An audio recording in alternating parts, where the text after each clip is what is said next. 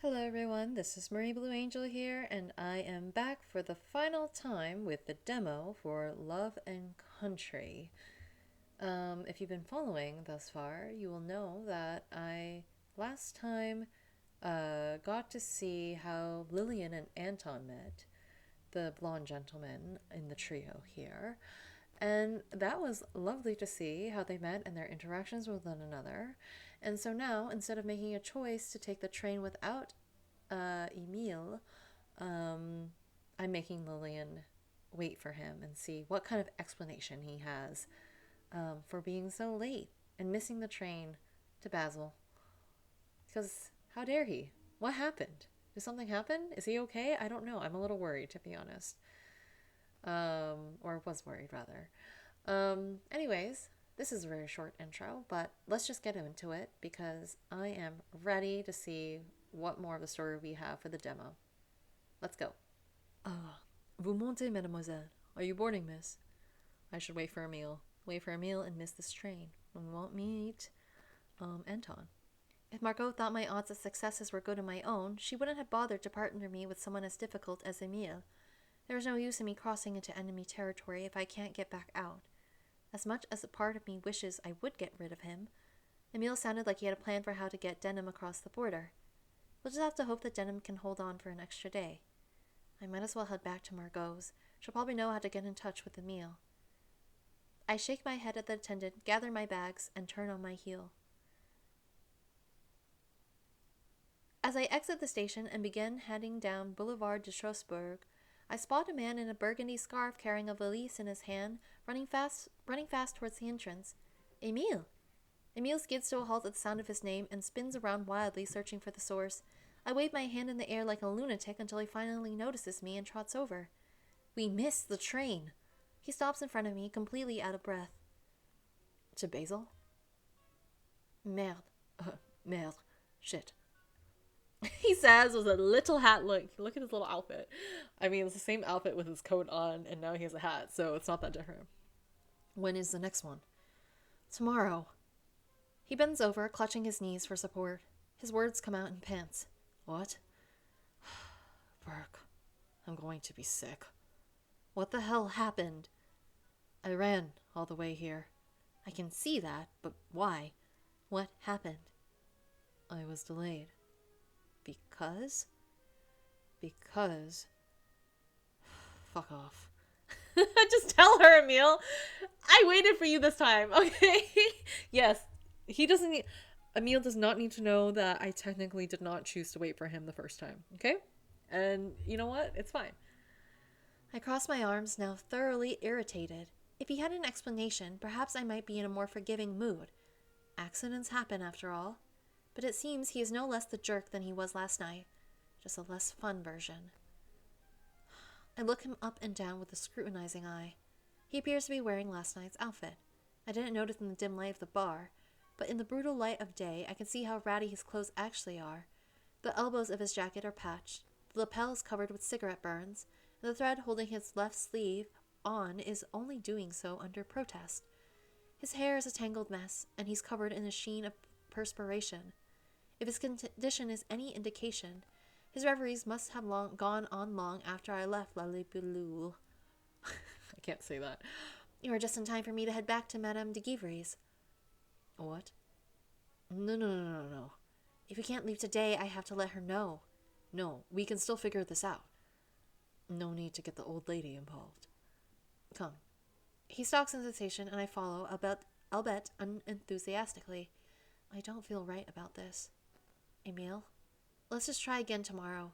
These timetables are too jumbled for me to read, and you're too hungover. Tais-toi. Shut it. He turns to me and drops his valise at my feet, telling me to stay put. With a scowl, I plop down on top of it like a chair and warily rest my chin on my palm. I hear some yelling by the ticket counter, but eventually Émile returns with 2 tickets in hand. Alors voici. I told you I'd figure it out.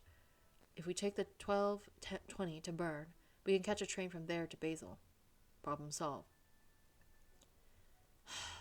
There wouldn't have been a problem to solve if he had just been on time in the first place. It won't do any good to point that out to him, so I bite my tongue. When he holds a ticket out to me, I pluck it from his hand, turn on my heel, and head to the platform. As we bide our time waiting for the train to pull in, I see Émile patting himself down. Is he checking his pockets for something? He finally feels what he's searching for and fetches out his cigarette case. I thought something was missing from his face. He eagerly opens the case only to discover it to be empty. He throws his head back, groaning. Putain. Fuck me. He sounds so pitiable, muttering to himself, that even I feel sorry for him.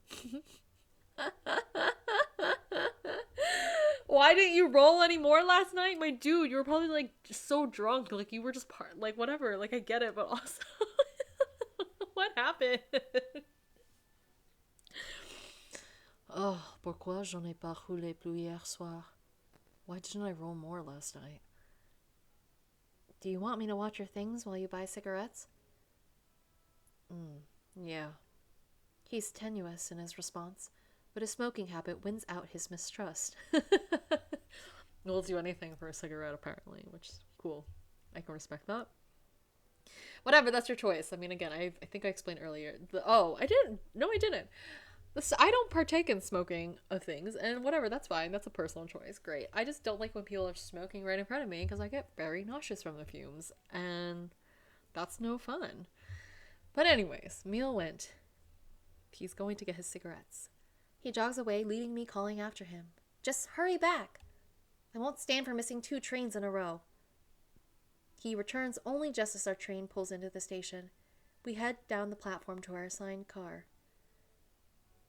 It's not that crowded, so I have my pick of seats when I enter the train car. As I go to lift my suitcase and hat box onto the luggage rack, Émile settles into a seat by the window. It wouldn't surprise me if he put his head against the window and immediately went to sleep, given how obviously exhausted he is, but he doesn't. Ooh. I like now we get to see Émile in our little character bust portraits. Instead, he reaches his coat pocket and pulls out a tin and a small packet of papers. I watch as he pulls a pinch of tobacco from the tin and sets to work rolling a cigarette. This train ride would have been unbearable without this. He licks the paper to seal it before lighting it up. His entire being seems to ease as he exhales the smoke. He visibly melts in the chair, much more relaxed now. His eyes flick over to me as if for a moment he had forgotten my presence. Sorry. He unlatches the window, cracking it open.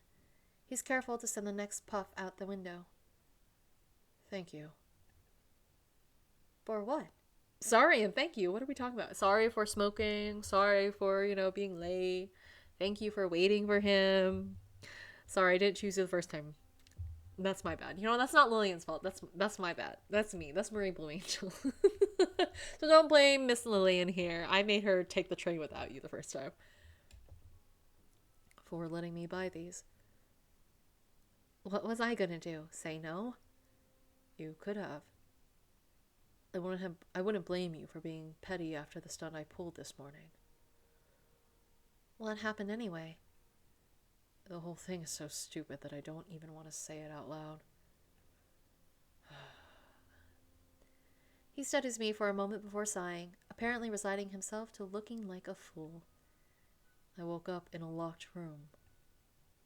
I furrow my brow, prompting him to launch into a fuller explanation. After you left last night, I wandered over to my family's place. I showed up on their doorstep, and, well, you know what state I was in. Apparently I was in the way, so they locked me in a room until I sobered up. Only, they didn't know I needed to leave so early this morning. How did you get out? I had to crawl through a window. My gosh. Then go back in through the front door to get my suitcase. Also, you did bring your suitcase. Okay. Whatever. Oh, no, you probably went home and then, whatever. Anyways, still. The whole story sounds bizarre. What kind of family would lock him in a room? Was no one else in the house awake this morning? Perhaps he comes from a clan of night owls. I told you it was ridiculous. I feel like he could be blushing here. Next time we go drinking, I should follow your lead. Next time? I'm not drinking with you if that's how your nights typically end. he says with a smirk. It's harmless. Or should I say, they're harmless, my family. They mean well. I can be an ass. Oh, well, so you know it, Émile. I noticed. Why are you looking so shocked? She's giving a really understandable answer, you know? Émile gawks at me.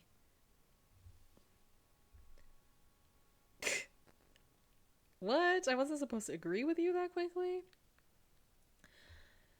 You weren't supposed to agree with me so quickly. I smile innocently, but end up breaking into a laugh. Émile smiles back as he finishes his cigarette, then flicks the end of it out the window. Oh, look at them. There's even cute smiles here. Honestly, I'm very tired. Will you be cross if I close my eyes? No, go ahead. He leans against the window and shuts his eyes. It's not long before his breathing slows and he's out. As we speed further and further away from Paris, the buildings melt into farms. The land grows verdant and idyllic. One could almost forget that there is a war being waged just east of us. Soon enough, my eyelids grow heavy too, and the scenery becomes a rush of greens and golds. The sound of the clattering wheels below us begin to fade away. Okay, so they both took a nap while they were on the train. Cool. The sound of the brakes creaking calls me back to the world. I've been asleep, haven't I? There seems to be a face-shaped dent in the shoulder of Émile's jacket. Despite the scent of booze, cigarettes, and cologne emanating from him, he made a decent pillow. Oh, you guys were sitting like right next to each other? Well, yeah, I guess you're supposed to be married, but I thought we were sitting across from each other. But that's fine. Oh, look at him. Sleepy man. I thought before that it was just his blue eyes that looked striking. But even with them closed, Émile is handsome. He is, I agree. He's using his scarf as a pillow. He probably gets away with a lot. His dark lashes flutter as he starts to rouse. I promptly turn my head to avoid any accusations of watching him sleep. Are we there yet? He wakes up with wide eyes. I look to the other passengers who are disembarking, and grab the attention of an elderly gentleman. Excusez-moi, monsieur. Quelle heure est-ce? Excuse me, sir. What stop is this? Merde, mademoiselle. Merci beaucoup. Merde, that was quick. We were out for a while. Allez, get your things. Émile looks a little better for having slept. Yay, that's good. Less of a sleepy boy. I, on the other hand, probably look a bit out of sorts. I smooth my hair down, hoping it's not too badly out of place. It looks good, girl. I feel dazed as we disembark. The rocking of the car always leaves me a little wobbly. When we arrive at the main station, which is bustling with late afternoon activity, Émile studies the timetables as I watch the crowds go to and fro. The train we are transferring to won't be here for about 2 hours. Do we have time for a quick meal then? Émile looks a little green. I don't think I'm ready to think about food. I'm absolutely famished. So dramatic. Okay, don't stand in the way of a girl and her food, Émile. You don't have to eat. It's fine. Fine. I guess we can find a cafe or something. I need a place to work anyway. Work on what? My thoughts exactly, Lillian. But he continues on before I can get the question out. And a cup of coffee wouldn't hurt. Mind if I clean up first? My stomach grumbles as if to answer for me. I try to talk over the sound in hopes that Émile can't hear it. No, of course not. Go right ahead. I'll meet you back here in 15 minutes. Bye, Émile. Émile heads off in the direction of the main station, leaving me to bide my time. I distract myself by watching the people around me. What can you tell me about that person? When Margot first took me in, she'd make a game of it, but really it was training. Observation is the first skill one must refine for spy work. I furtively direct my attention to a small family moving through the station. A mother, a father, a boy and a girl. The mother's clothes are well made, but from a few seasons ago. The boy's trousers are patched at the knee. He's skinny.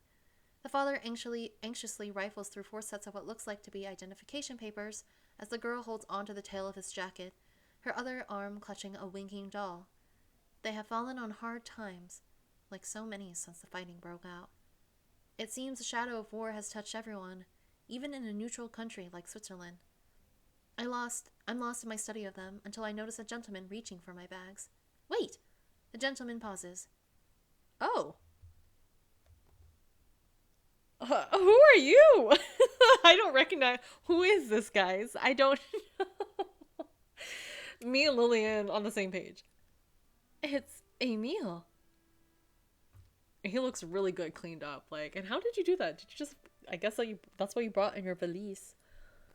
The ratty scarf and worn out coat are gone, having been replaced with a nicely tailored three-piece suit. His usual floppy dark hair is even combed back with a little pomade. He even smells better. He cuts a rather fine figure after a little grooming, it turns out. I'm impressed. You and me both, girl. I was like, who is he? I was like, I thought like maybe Anton is coming back, but I was like, whatever. Okay. I'm impressed. I'm also impressed. I also like how his tie is kind of this like yellow orange type, and it complements his eyes. He's shocked. I thought you wanted to go to a cafe. No. I mean, yes. You just surprised me. Émile hesitates. You clean up well. Don't say that. I don't think I could stand to dress like this all of the time. He hates it. He hates being dressed like this all the time. He's like, yeah, I know I look good, but like, I don't want to do this all the time. Yeah, Émile tugs at his collar, clearly finding it stiff and uncomfortable. I mean, yeah, I can only imagine. It doesn't seem very comfy. Come on, let's get you fed before you starve to death. Ooh, Café Suisse. I like the wall art here. Looks pretty. There's a small cafe near the station. The afternoon sun coming through the lit glass windows dances along the tables. It doesn't agree with the meal at all, as he shields his eyes as we sit. I order a light meal. He sticks to coffee. As we take our refreshments, Émile gets right down to business. Good. I wasn't sure what our next move was anyway.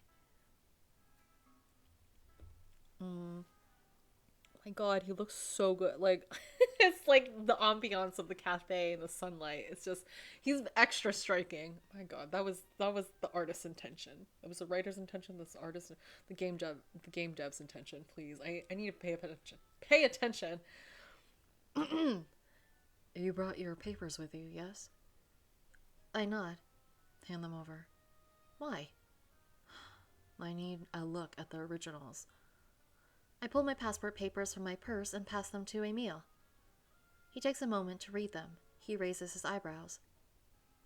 Lillian Talera Sinclair. Yes? Nothing. I watch as he removes a set of papers from his suitcase. It looks like another passport, but as he folds it, I notice that it's not filled in. Where did you get a blank passport? He doesn't look up as he takes out a pen and starts copying over details from one set of documents to the other. Get them? I made these. Oh, it just clicked in my mind. Even though he was already doing it, it clicked in my mind. He forges documents. That's his particular skill set. And Lillian doesn't have that skill set. So he's a good partner to have. Because when they get Herbert Denham, that's how they're going to bring him back, most likely. Or one of the key pieces to bringing him back safe and sound. Maid? That's how I'm getting us across the border. So, when we get to the checkpoint, you will be likely asked to confirm the details on your papers. Most of the details would be the same as your actual passport, only your last name and marital status need to be different. That should make it easy to keep our cover story straight. And what's our cover story? I don't know. I didn't put much thought into it. We're married. Okay, you need a better... How long... What if they ask you how long you've been married? Are you guys, like, traveling? Like, is it for your honeymoon? Like... Anyways, we need just a little bit of a story. A little bit more than you guys are married. We're married and... He stares at me blankly from behind his coffee cup. I sigh. The more specifics we have about our identities, the more we'll be able to rely on them in an emergency. It is important for covers to appear authentic, no matter how small. Since we're likely going to have to answer questions about ourselves, it's best we have details prepared, even if some of it doesn't ever come up. Okay, like what? Like we're recently married or something? Yes, and we're traveling to Germany to visit relatives, expecting to stay a few weeks perhaps. My relatives or yours? Mine. Yours live in the States. Okay, that makes sense. He gives a consenting nod, pausing for another sip of coffee. Smile, grin. Oh, we do get to see his little grin. But then I see him grin. How do you think we met? We can talk about the bar if we really wanted to.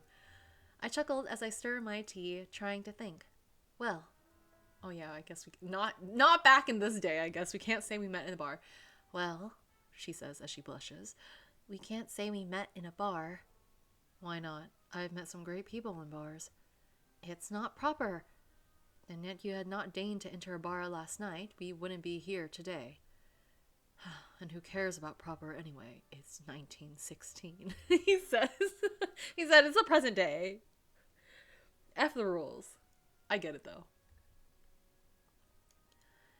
It may be 1916, but the world still feels very 1816 in a lot of ways. Ways that I speculate do not affect Émile like they do me. Absolutely. I get you, girl. I get you. Still, in the spirit of being cooperative, I suppose I can give him this one. Fine. We met in a bar, but in New York City. Okay, that works. Oh la la, c'est chic. I must have noticed you from across the room. Did I buy you a drink? Yes, you did. Champagne. Eyebrows raised. Ah, it was expensive, but worth every penny for the flush it gave your cheeks. We were having a fun night until some drunk spilled his beer on you. I tried to defend you, but you wanted to take matters into your own hands. I smile and cock my head at him. This is beginning to sound familiar. He called you a nasty name, and you hit him right in the nose. The crowd went wild. Émile, she says as she blushes. Anyways, don't mind me. I'm just observing you guys. I'm just reading along. What? It was impressive. I fell in love with you right then and there. I'm screaming internally. I don't think you want to hear me scream. Why is that cute? Even though it's for this stupid cover story. It's like that mix of like, oh, we have to make up a cover story, but how much is true, how much is not true. And it's not just because mostly it's because they have to be fake married and stuff, but they're also spies, so like whatever. But I am absolutely in love with it. Because what is real? What is fake? We don't know. We don't know because we don't know Mr. Émile's mind. He could be saying the truth, but he could also be telling a lie. Or maybe half of it's true. It was impressive. He probably did fall in love with her right then and there, but he probably thought it was impressive. Maybe that was the start. Anyways, his eyes are so gorgeous, by the way. Oh my gosh, stop. I feel my smile fade. I'm starting to feel uneasy, though I can't exactly put my finger on why. I push my food around my plate awkwardly. Émile watches me for a second before leaning in. What is it? It's just, you know, maybe we don't have to pull so much inspiration from last night. The best lies have some truth to them. And I suppose you think you're some kind of expert. I wince inwardly, realizing my rude tone. Luckily, Émile doesn't take offense. He merely folds his hands in front of him, raising his eyebrows. Shouldn't I be? Shouldn't the both of us be? Lies aside, I'm not sure what you're so embarrassed about. Last night, you showed a certain, what's the English word? Like, audace, but the less polite version. Grit? Yes, grit, he says with a smile. I was not expecting it. Not from you. He's complimenting me, I think. I'm not sure what to say in return. I feel too guilty for having jumped down his throat. I changed the subject. Well, I guess. We got married not too long after then. And now we're here, honeymooning. That's what I thought we were going to do. We were going to do the honeymoon thing. He nods at me, and it seems for a moment he might have something else to say, but perhaps picking up on my apprehension, returns to his forgeries. Silence prevails for a few minutes as Émile works and I finish my lunch. Every now and again I notice his eyes dart up to me, but quickly return to his papers in front of him when our gazes meet. I watch him scrape my photograph from the original and re-adhere it to the doctored copy, using a small vial of glue stowed in the side pocket of his bag. I would like to visit New York City someday. Me. Same. Same in this sentence. I'm caught off slightly off guard by his sudden attempt at conversation. Oh? Yeah. It's a great city. The center of the world to some. Yes. Yes, Europe is slowly becoming a relic of the past. Few food, music, and culture we have in spades. That's never going to change. But technology, that's where the future lies. And the Americans will take us there. I want to be there to witness it. But that might be a little idealistic, seeing as I've never even left Paris before. This is your first time also leaving Paris? Oh my goodness. He tamps the photograph down with his thumb, holding it there to give it time to cement. I sit back in my chair, somewhat bemused. Did he just say he's never left Paris? Someone who forges things like travel documents for a living has never left the city they were born in.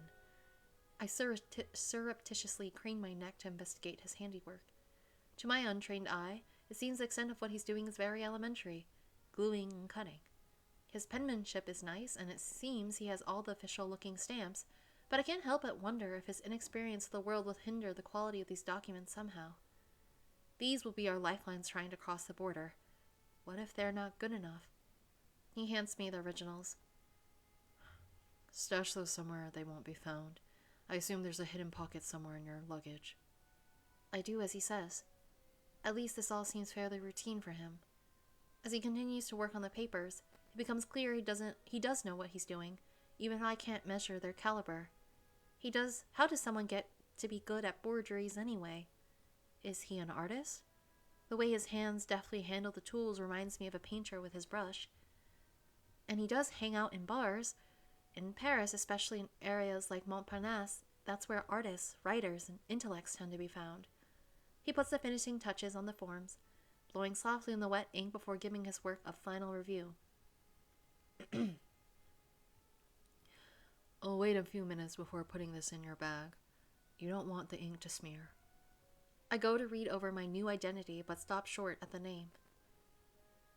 Twain? What? Nothing. It seems silly to use a pen name as an alias, but I'm not going to press him on it, especially as our passports are already done. He seems to pick up on my skepticism anyway. Mark Twain began his career as a travel writer. He had a lot to say about the American tourist. As someone pretending to be an American tourist, I thought it was a nice homage. You aren't worried that the name won't make us stand out? Not really.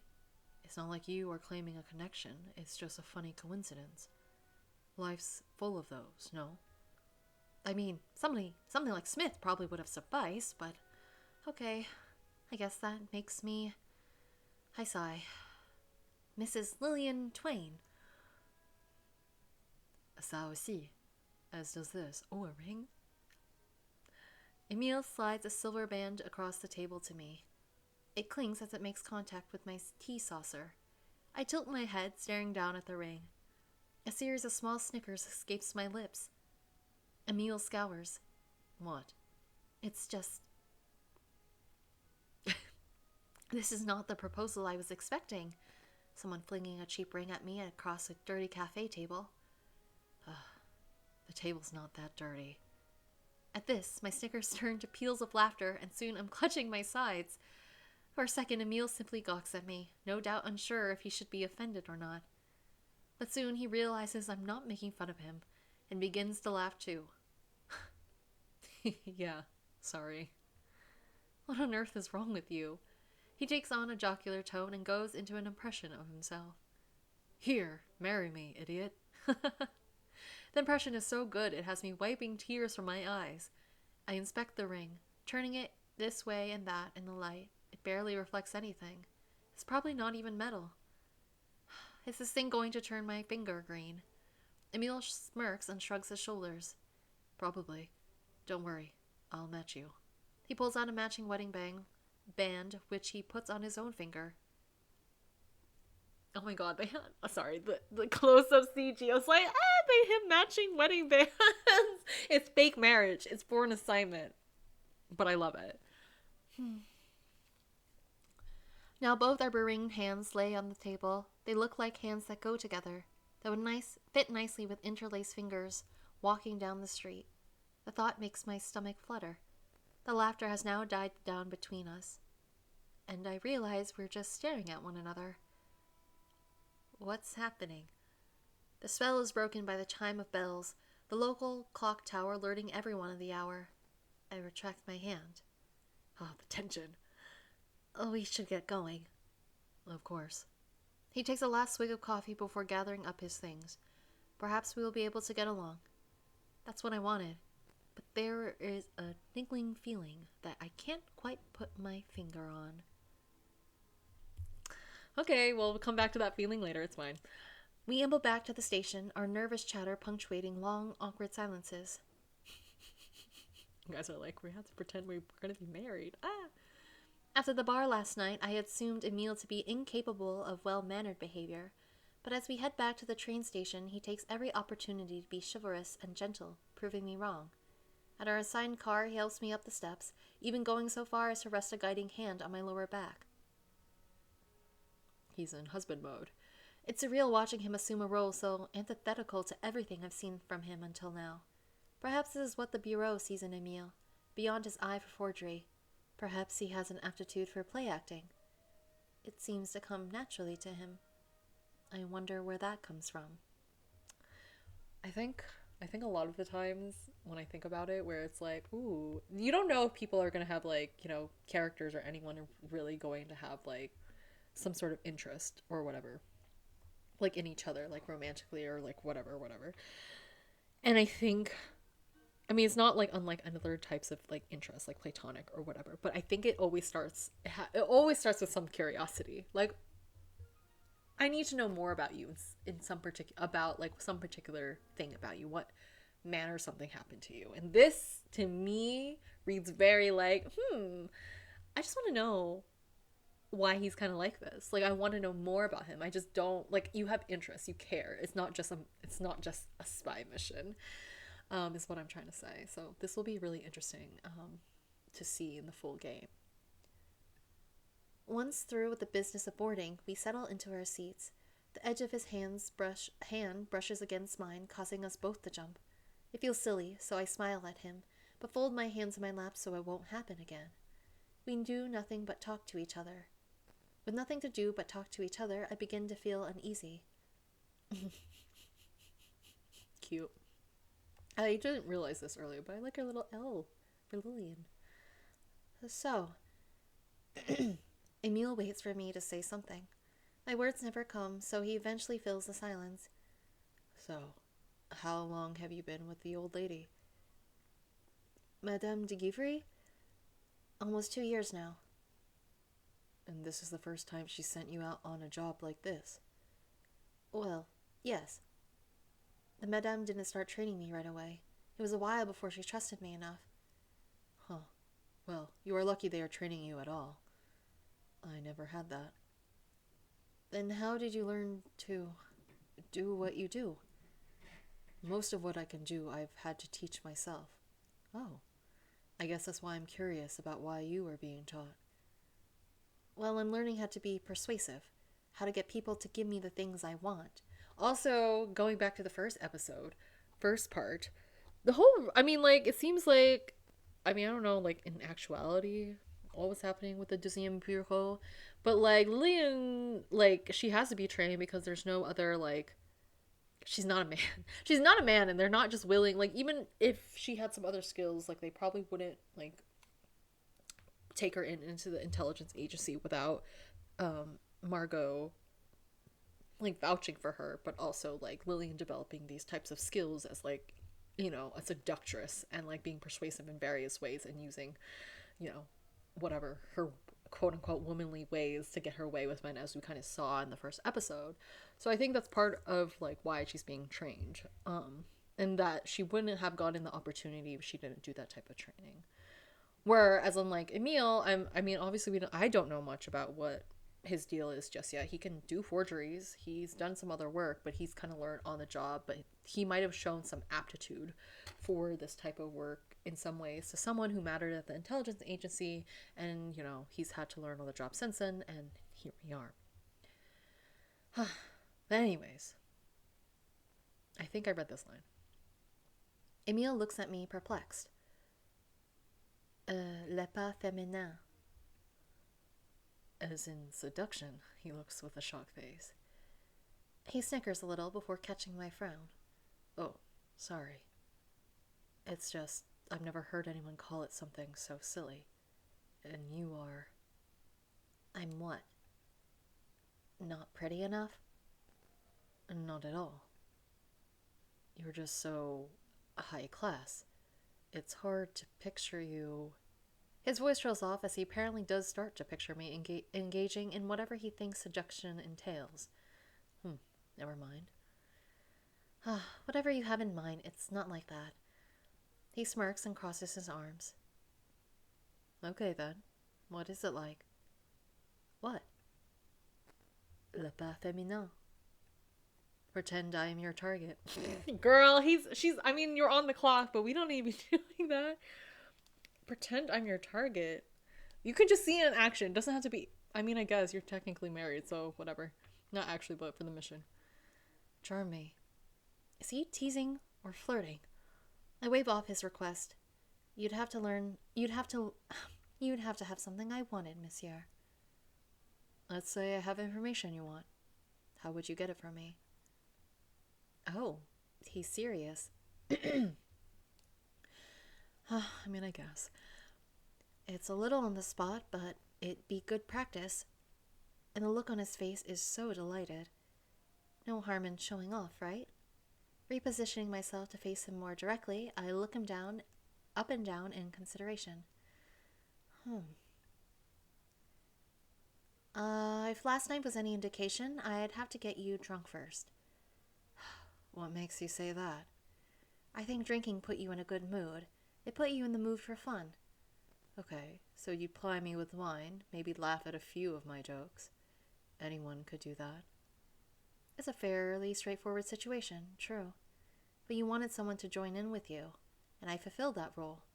I mean, that's why you asked me to stay by the end, wasn't it?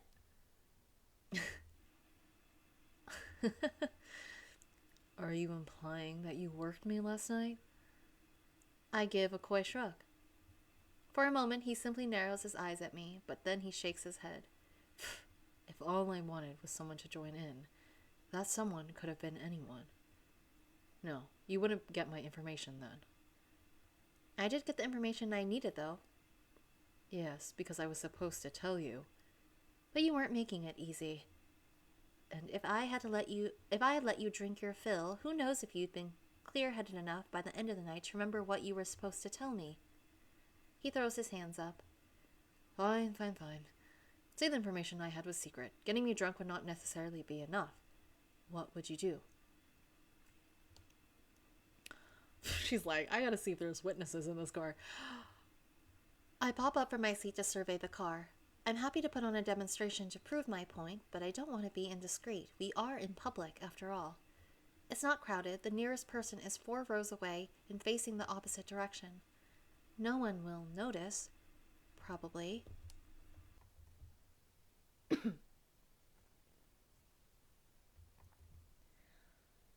No one will notice, probably. I lower myself back in my seat and prepare to attack. Making my movements slow and deliberate, I touch his forearm and run my finger upward. Upon reaching his bicep, I snake my arm around his and squeeze appreciatively. Looking at him through my lashes, I lift my gaze to meet his eyes. So, by now, the wine will definitely have gone to your head. Look at his face. I'm not drunk, but you'd think I am, since I'm giggling and slurring my words. Then I'd ingratiate myself to you, either by doing or saying something that I've surmised by now you'd respect. Like telling off a drunk pest, for instance. Émile smirks at my reference to the night before. I say there's no drunk pest in this scenario. Now what? I put my hand up, letting the edge of my pinky grace his face as I whisper into his ear. His skin feels warm against mine. Then I'd have to tell you a secret. Or at least, something that seems like a secret. Nothing of importance. It would be enough to make you believe that I made myself vulnerable. And that would make you feel closer to me. Ready to divulge. As I pull back, I let my hand rest on his shoulder, then trailing back down his arm. Looking away, I bite my lip. When I glance back, he looks amused. But what if I'm done talking? What if I decide to take you back to my place instead? His place? The visible change in his attitude catches me off guard. Is he perhaps getting a little swept up in this? His sleepy blue eyes are fixed on mine, and for a moment I feel slightly lost. Words elude me as my mouth goes dry. What? Don't you want to know all of my secrets? Mm-hmm. What happened? What would you do, Lillian? I need to... What? What's the scenario? What's happening? A nervous laugh escapes me. Perhaps I'm the one too caught up. After all, it was only meant to be a game. The tension we've created begins to dissipate, leaving awkwardness in its wake. I yank my hands away from Émile and settle back into my seat. That's right. We've been talking about me this whole time. What about you? Me? No, I don't go charming secrets out of anyone. Hilarious. I meant, what does the Bureau have you doing? Just what you saw in the cafe. Creating documents, forging them. That's it? Does that mean he doesn't go out into the field? That's alarming. I had assumed that I had been the less experienced of the two of us, especially after that crack at the bar last night about me needing a babysitter for my first time out. That was all bravado on his part. I'm now starting to call into question other things that he confidently boasted, like knowing how to get us across the border. If he's never done something like this before, how is he so sure his plan will work? There must be some part of this that I'm missing. How did you join the Bureau? Let's talk about something else. Why doesn't he want to talk about this? I told you about me. Now I want to hear about you. It's boring. Boring? I've never worked with another agent before. I'm curious about how other people get recruited. Just drop it. He cuts me off with such finality that to continue would risk an argument, and we don't need that considering what we are about to do. I opt not to press the subject further. Why wouldn't he want to tell me about his background? This is the second time he's been cagey about it. What is he hiding? Even as I try to direct my thoughts elsewhere, I keep returning to him.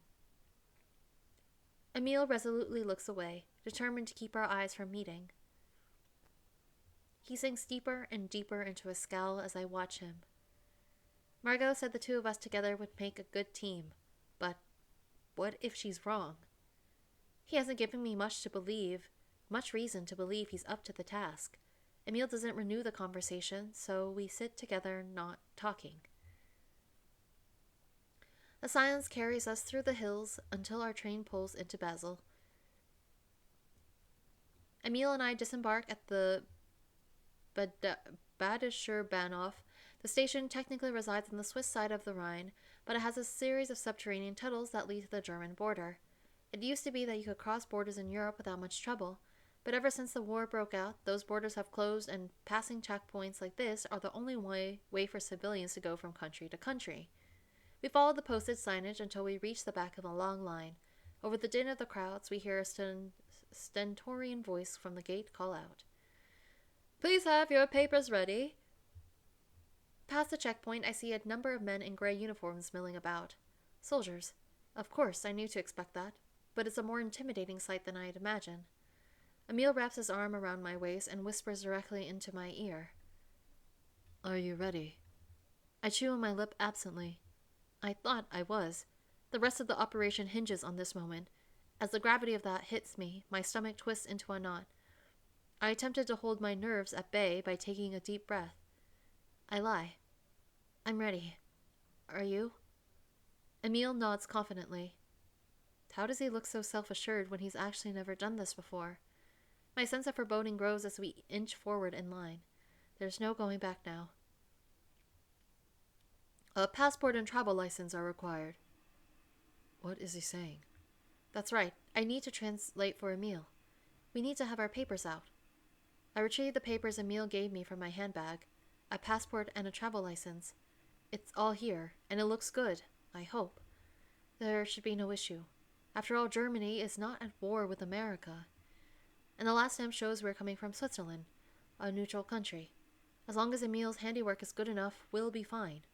I find myself wishing I spent more time reviewing the papers in the cafe. Not that I would have known what to look for, unlike the guards here.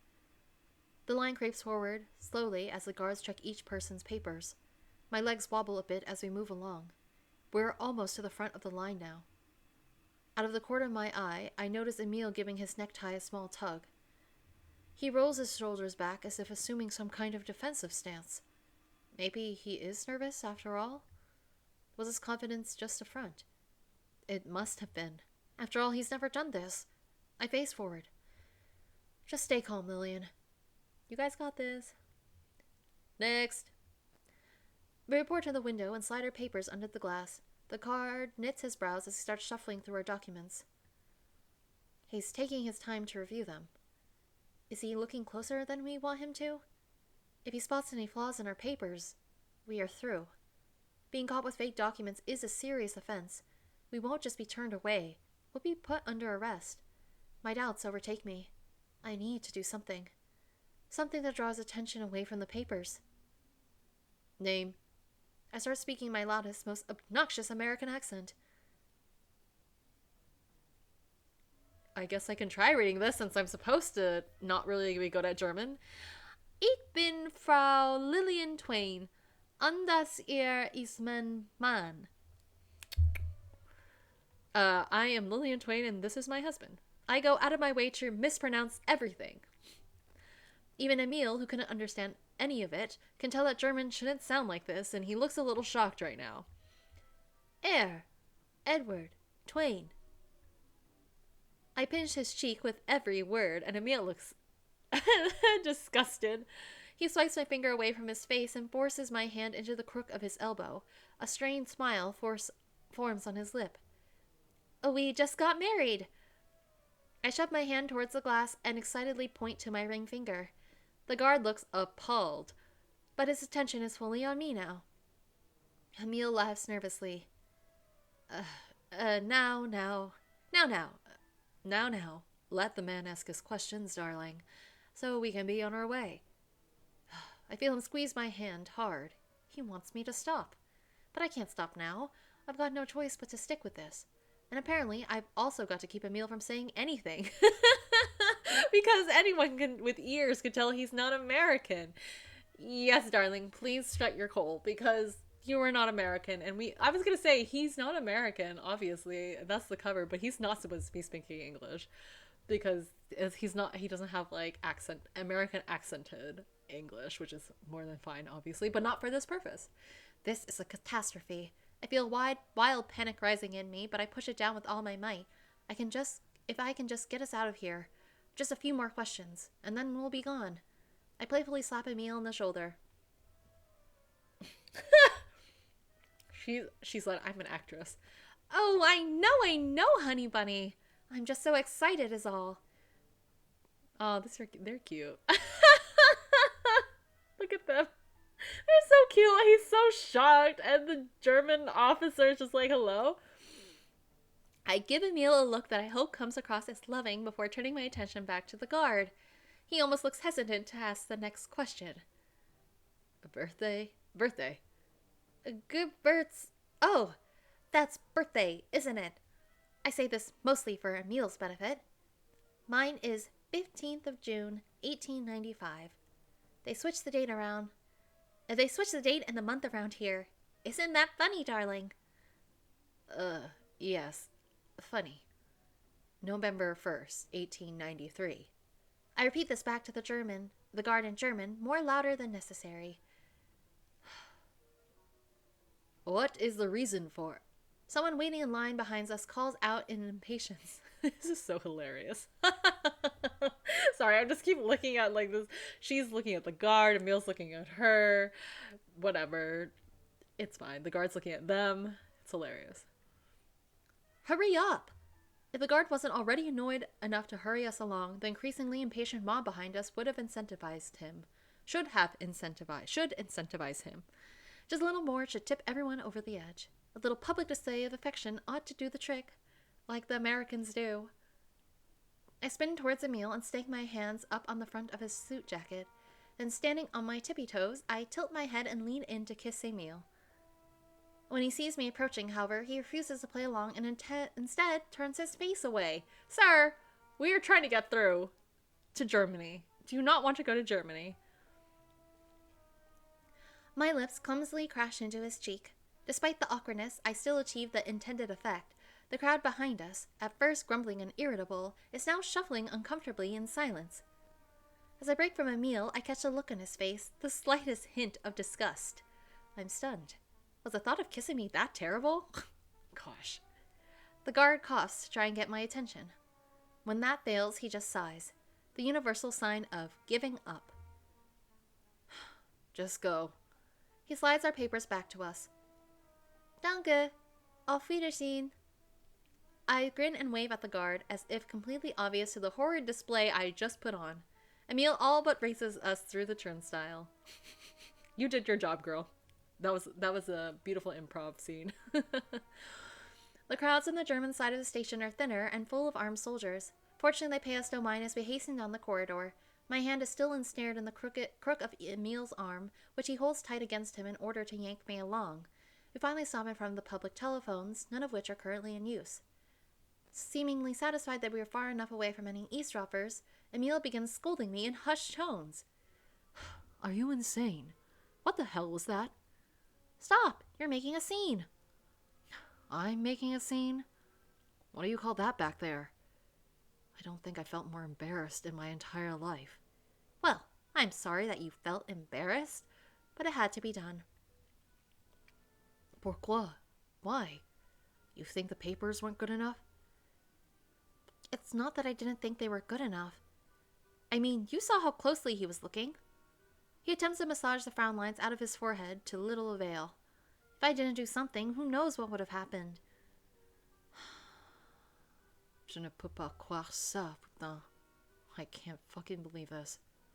What is his problem? Well, I do see that, like, you're not exactly trusting him, Lillian. And that doesn't inspire confidence and also mutual trust towards you. And maybe he's doubting himself, you know? He should be thanking me right now. We made it through without being questioned or arrested. I don't understand why you are upset.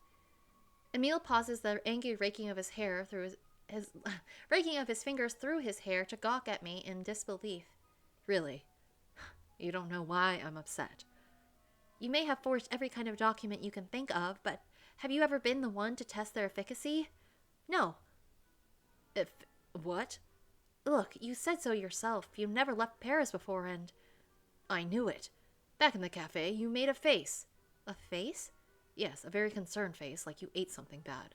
And I knew it. I knew I shouldn't have told you that. But I didn't want you to think you'd use it against me. I didn't think that you'd do that. I mean, who would do something like that? Oh, I made a face. Was it worse than what you did back there when I tried to kiss you? If you want to talk about being embarrassed, then I think that trumps whatever's got your goat. Oh mon Dieu, are you serious? You were being ridiculous, and even when I tried to warn you, you completely ignored me. Why the hell would I want your mouth on me anyway? Why are we just fighting? You guys are hilarious. You're so entertaining to me. Oh my gosh, you two are... Oh my gosh, it's gonna be okay. You guys are gonna be fine. bumpy roads ahead. But it'll be fine. Angry tears begin to well in my eyes. I will myself to calm down before speaking again. We are supposed to be married. And yes, I was ridiculous, on purpose. Loud and obnoxious is what a lot of people expect from Americans. I was playing a part. So, what?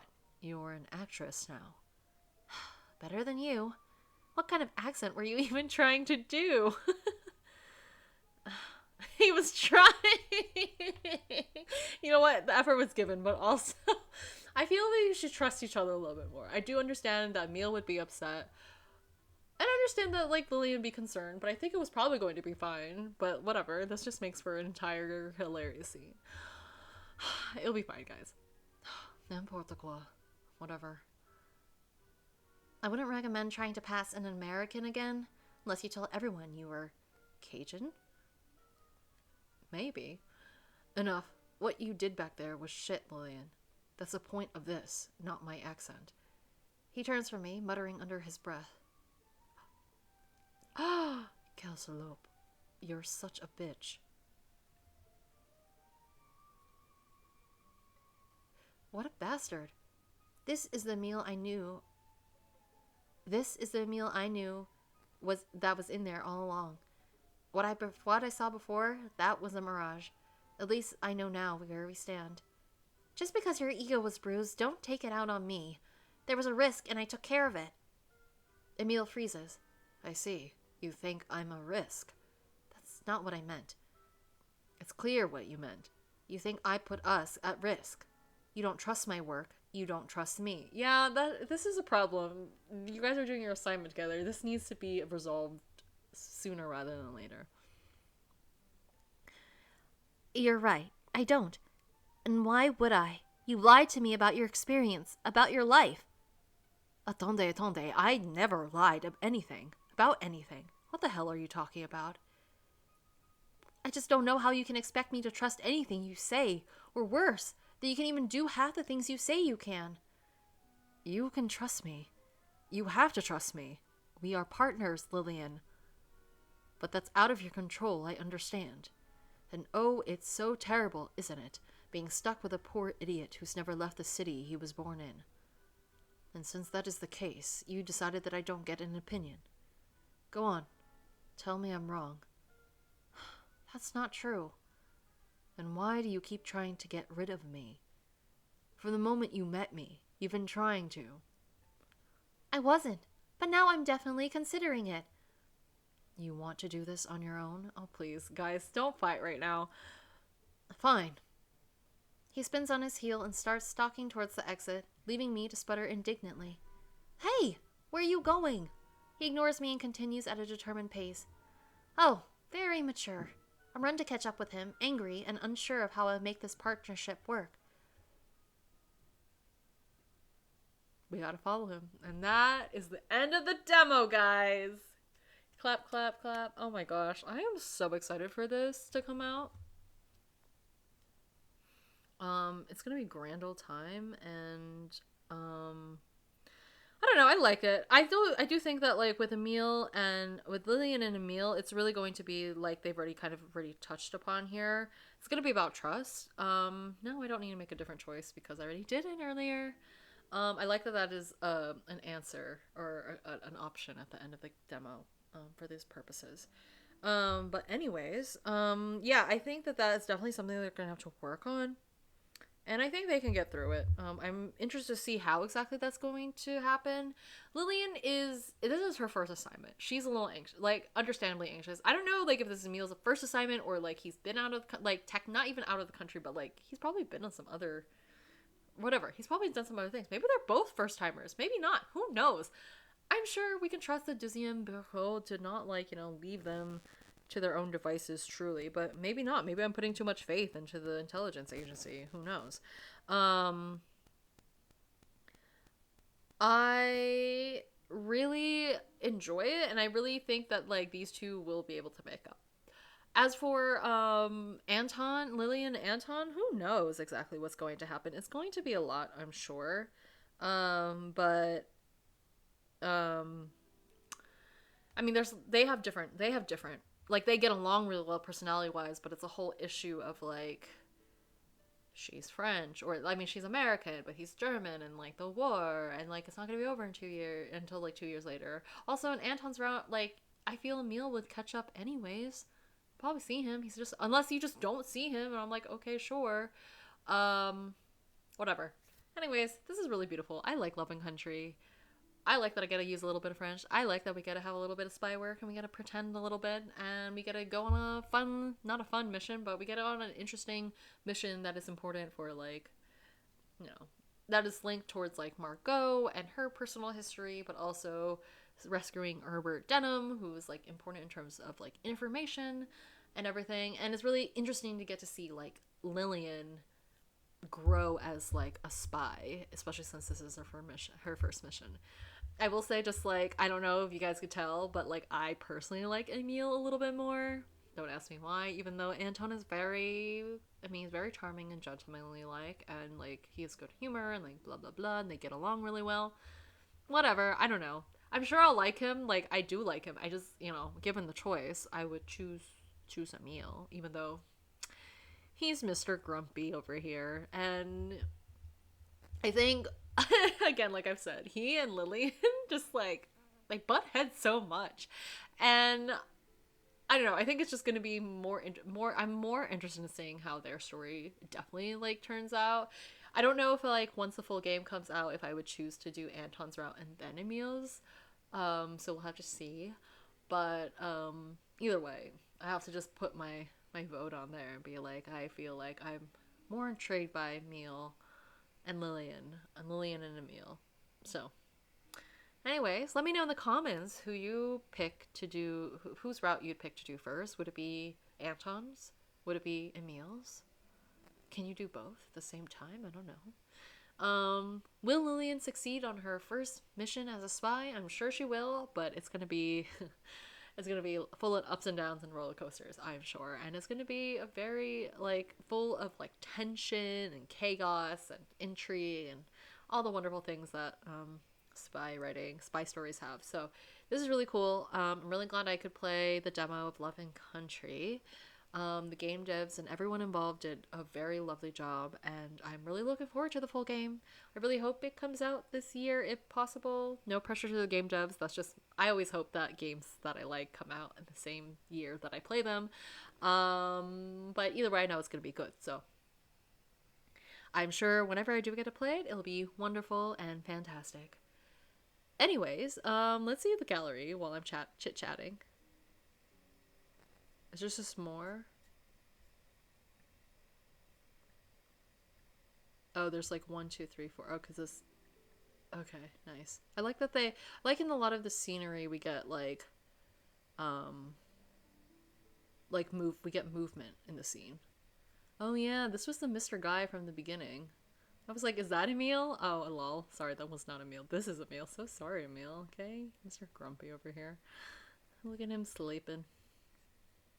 And we had Anton earlier. This one's so funny to me. He's like, oh my gosh, my honey bunny. Anyways, great. Okay. Anyways, thank you so much for watching. I hope you have enjoyed the demo of Love and Country. Please like the video if you haven't already, and subscribe to my channel if you would like to see more in the future. I play lots of indie visual novels because they bring me great joy, and this is my small way of supporting the game devs. But I really just have a fun and hilarious time getting to see what cool stories and art and writing and beautiful interfaces and music and everything else that game devs put together, and it's wonderful. So anyways, thank you so much for watching. Until next time, bye!